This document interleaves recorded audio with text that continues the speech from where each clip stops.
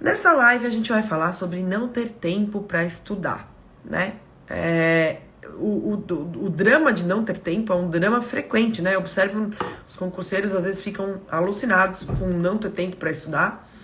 E eu vou explicar nessa live aqui como eu faria para me organizar, tá? E qual é o tipo de cultura que eu teria para poder me organizar nesse sentido, tá? Primeiro eu queria dizer que, assim, tem gente que trabalha e bate meta de estudo. E tem gente que não trabalha e não bate meta de estudo, tá? Então esse é o primeiro ponto. Muita gente que trabalha se ilude de que vai parar de trabalhar, por exemplo, e vai estudar muito. Nossa, vou ter o dia inteiro para estudar, vou estudar muito. E em 99% dos casos isso não acontece.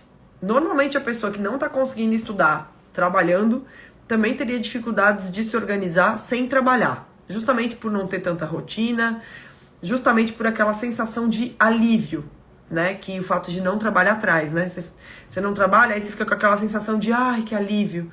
E aí essa sensação de ai, que alívio faz com que você não consiga estudar. Tá? Não consiga se organizar, não consiga ter uma rotina, tá bom? Então, se você trabalha, se você tem filho, tem marido, tem alguém na família doente, você tem que pensar que você não tem tempo hoje. Hoje você não tem tempo. Então, hoje está com dificuldade de ter tempo. Mas isso não significa que isso vai acontecer amanhã ou depois. Você pode se organizar pensando no longo prazo, pensando no que você vai fazer semana que vem, no que você vai fazer daqui a um mês. Então, nem sempre a vida da gente é o que a gente quer hoje, mas a gente consegue se organizar, né? Consegue ter uma organização para lá para frente. Então, como daqui a um mês você poderia se organizar para ter mais tempo? Que tipo de mudanças você poderia fazer na sua vida para ter mais tempo daqui a um mês, daqui a 6 meses? Assim por diante. Segundo aspecto, tá? Quer dizer, terceiro, né? O primeiro é que simplesmente ter tempo não significa que vocês tenham metas, né? Batam suas metas. E segundo, que tempo a gente organiza, a gente planeja, né? Então, essa foi a segunda dica. Terceira dica. Mudanças na vida acontecem. E a gente tem que aproveitar e fazer essas mudanças a nosso favor, tá? Então, essas mudanças, elas têm que ser colocadas a nosso favor, tá? Então, nem sempre as mudanças vão acontecer na nossa vida e a gente tem que levar para o mau caminho. A gente pode levar para o bom.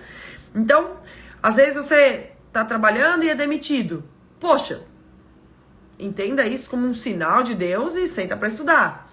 Ou então, alguém apareceu aí para te ajudar, o teu marido tem mais tempo.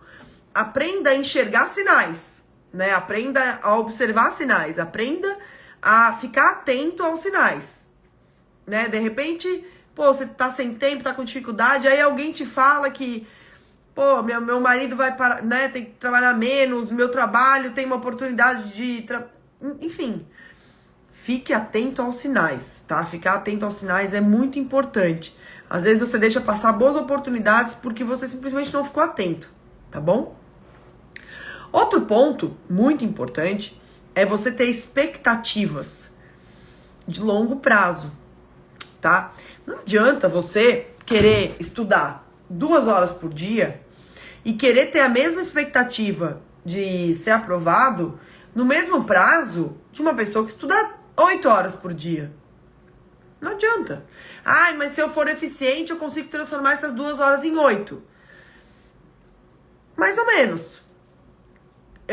De uma certa forma consegue, até um certo ponto consegue. Mas não dá pra dizer que uma pessoa que estude 8 horas por dia, ela sempre vai estudar mal. Ela sempre vai estudar errado, que se você estudar certo, seja equivalente a 8. Não é assim. Então aprenda a entender o seu lugar. Aprenda a entender a tua dinâmica de vida e não fique querendo sabotar o coleguinha ou se comparar com o coleguinha ou achar que sempre o coleguinha tá errado e você tá certo. Sempre que eu posto isso, chega alguém e fala assim: ai, eu estudo 2 horas por dia e eu tenho certeza que eu sou muito mais produtivo que alguém que estuda 8. Como é que você tem certeza? Da onde você tem essa certeza? Será que você não tá sendo simplesmente arrogante? Entende? Gente, cada um tem a sua vida. E se você... eu tenho o dia inteiro para estudar, mas eu não consigo estudar 8 horas por dia, duvido que alguém consiga. Eu estudo 4, é o máximo que eu consigo, e eu duvido que você consiga estudar mais tempo que isso com qualidade. Importante é estudar com qualidade. Será? Será que ninguém consegue estudar mais?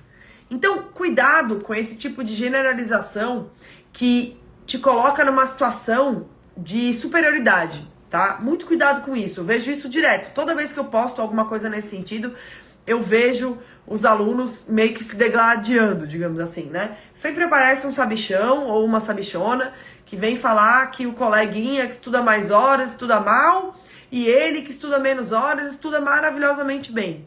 Gente, cuidado com esse tipo de competição, tá? Cuidado. Cuidado com esse tipo de picuinha, sabe assim? Não precisa disso. Tá? Talvez o coleguinha estude mais horas e estude bem também. E tá tudo certo. E se ele for aprovado mais rapidamente do que você, também tá tudo certo. Deixa ele ser aprovado mais rapidamente que você e a sua hora vai chegar. Então, não deixe o concurso te transformar numa má pessoa, sabe assim? Não, eu vejo isso, assim, às vezes as pessoas se transformam em pessoas más, pessoas ruins, com sentimento ruim, negativo, porque estão estudando para concurso público. Não deixe isso acontecer, sabe? Então, tenha paciência e saiba encontrar o teu lugar, né? Saiba, eu estudo, por exemplo, vou dar um exemplo, tá? Digamos que eu estude 3 horas por dia. Eu estudo 3 horas por dia por quê? Porque eu trabalho, eu tenho filho. Então, talvez eu não consiga ser aprovada no mesmo prazo que a minha colega que estuda 8 horas por dia. E tudo bem, entendeu? Só que a minha colega que estuda 8 horas por dia, ela não sai de casa, ela não tem um salário, ela não tem filho,